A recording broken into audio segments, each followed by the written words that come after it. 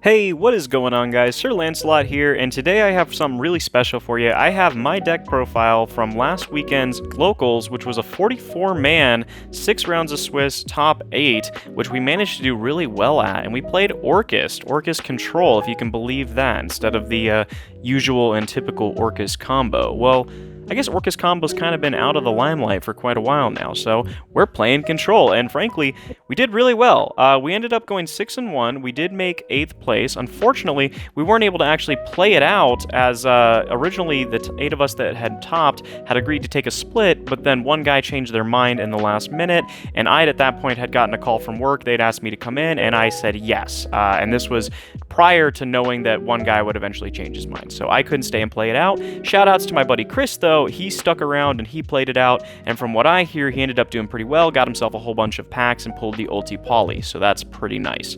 Moving forward, let's go ahead and get started, and if you're new to the channel, definitely don't forget to like and subscribe. If this deck profile helps you out any at all, definitely do so, and let's get right underway. So we went ahead and started playing the honorary starter for Orcust, and that's the Armageddon Knight, as well as our 3 additional starters, the Gearsu of the Orcust Mech Knight. Really important, really good card. It's a 1-card Galatea if it doesn't get stopped. You can also bring it back off of Skeleton if it's in grave, because it does do off of Special Summon too. Some people seem to forget that, and that can actually extend your game state, sending one other piece of your Orcust package that you might be missing, so that's really, really good. For the rest of our Orcust lineup, we're playing 2 Nightmare. Don't want to brick on this card, so we play it at 2, and the reason that I don't play it at 1 is because if you draw it, you really, you know, don't want to be stuck with that in your hand. You do have the Boracay board blocker to help you try and play through those crumb hands, but you know what? It is what it is. The same goes for World Legacy World Wand here.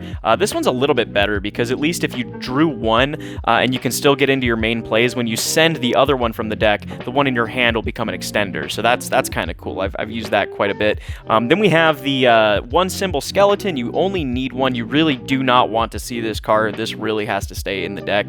The Brass Bombard, just whatever. You know, it's you don't always want it, you don't always need it, but when you do need it, you need it. You know, so it's better to have it and not need it than need it and not have it. You know, it's one of those kind of cards. Finally, the honorary Orcust card is the Gizmek Orochi, the Serpentron Sky Slasher. This card is great in the grind game. We do play more than a 40-card deck, but that's something you have to do with Orcust, because there are so many main bricks in the main deck, and you can't see them, or you're kind of out of luck, unfortunately.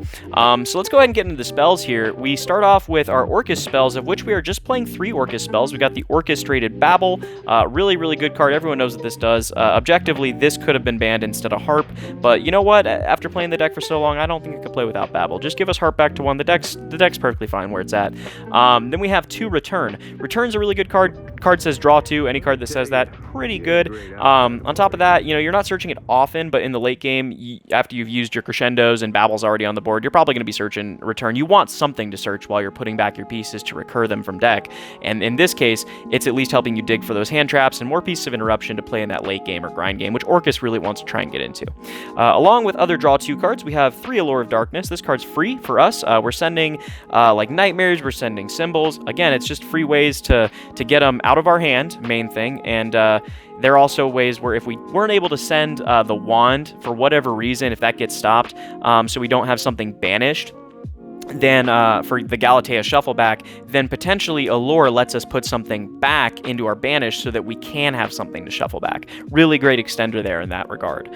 Now our other 3 copies of our starter, to make it so that we're actually running more copies of Gearsu in our main, is 3 copies of Foolish Burial Goods. So this card lets you send Crescendo, the trap, and if you send the Orcust trap, you can immediately chain it and banish it to search out a copy of Gearsu or any Dark Machine, from that matter, from your deck or you're banished, and that's pretty nutty. It pretty much searches, it's a Rhoda from anywhere, at the cost of locking you into Dark Machine. So again, this is a deck that, again, is not really combo, it's more strictly trying to play Orcust, and it really is dedicated to that dark machine, and I'll kind of touch on that later.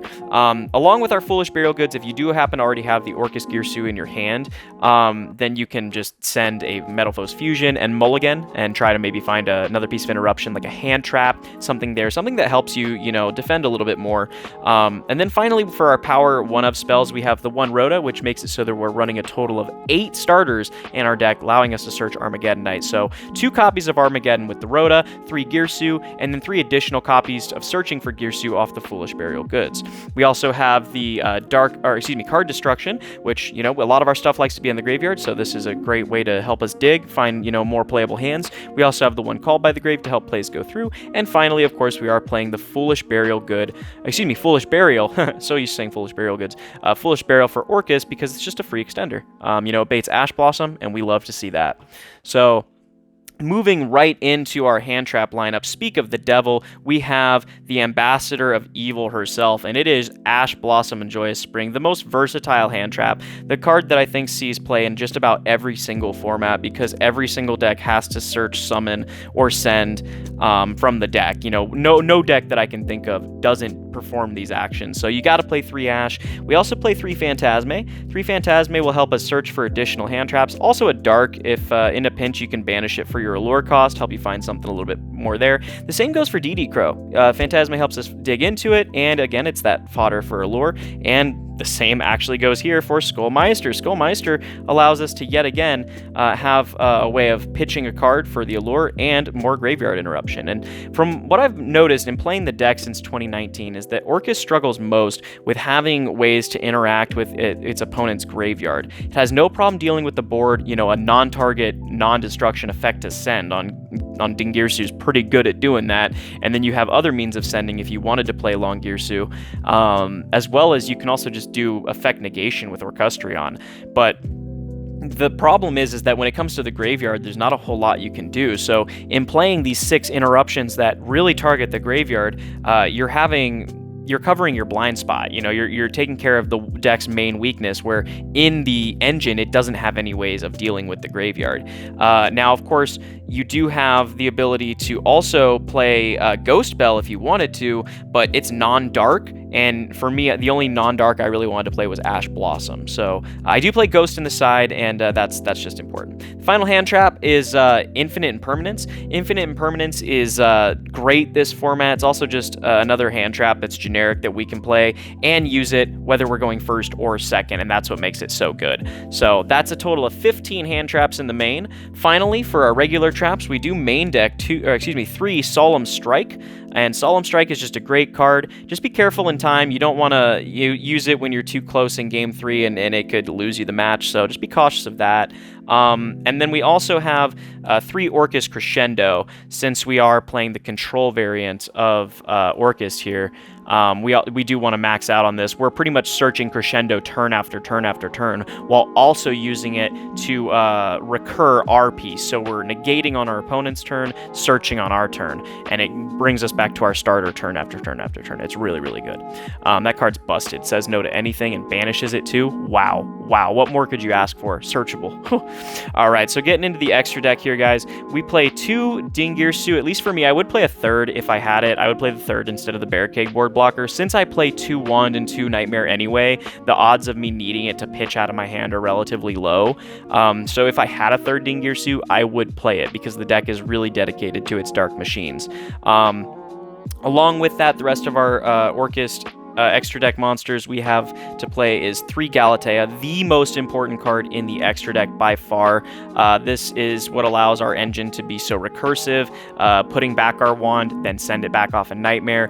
Do what you got to do to get your plays through. We do play a final Orcust monster is the Orcust-Control. This card's kind of slept on. It allows you to negate your opponent's monsters if they're linked, as well as make their attacks and defense 0, and that can be really good. But most importantly is it's a 3000 beat stick that when linked can't be destroyed destroyed by battle or card effect, so it can be there to help threaten your goons. If you're a smart player, will negate your Ding Girsu, you can use this to help take care of other cards that are big and beefy.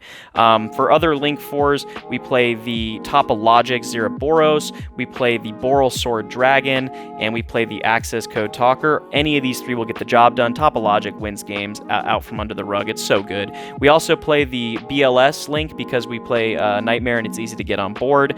We play Unicorn along with the Phoenix to link, get rid of problematic cards. IP Masquerena to link into them on our opponent's turn. And then Barricade Board blocks, there's a flex spot. Link Karibo helps you do the one card combo with Girsu. Hope you guys like the deck profile. If at all this was helpful to you, definitely don't forget to again like and subscribe. And I will see you guys in the next one. Thanks so much for watching. Peace out.